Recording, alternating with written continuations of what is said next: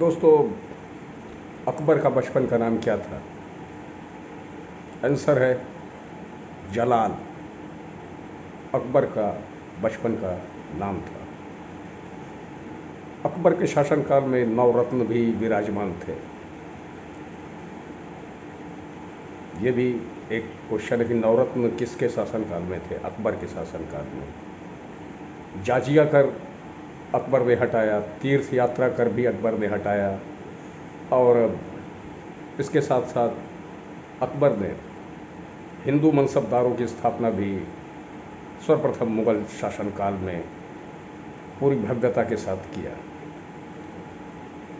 अकबर ने 1575 में इबादत खाना की स्थापना की और 1578 में इसने दीन इलाही धर्म भी चलाया, जो सर्वत्र धर्मों को जोड़कर एक साथ समन्वित ढंग से कार्य किया जाता था।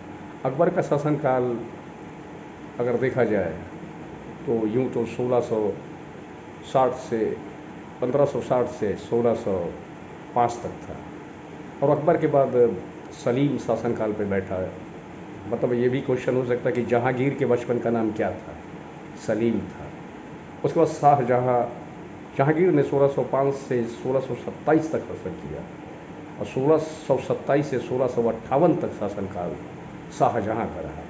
यहाँ सबसे बड़ी चीज़ ये है कि चित्रकला का यानी चित्रकला का स्वर्णकाल जो है वो जहांगीर के शासनकाल को माना जाता है। शाहजहां, जिसके बचपन का नाम खुर्रम था, यह भी ये क्वेश्चन हो सकता है कि शाहजहां का बचपन का नाम क्या था? खुर्रम शाहजहां के बचपन का नाम था, और इसी ने ताजमहल की स्थापना की, और आगरे के मोती मस्जिद की भी इसी ने निर्माण कराया, लाल किले का भी इसी ने निर्माण कराया था। तो इसे स्थापत्य कला का स्वर्णकाल शाहजहां के शासनकाल को माना जाता है।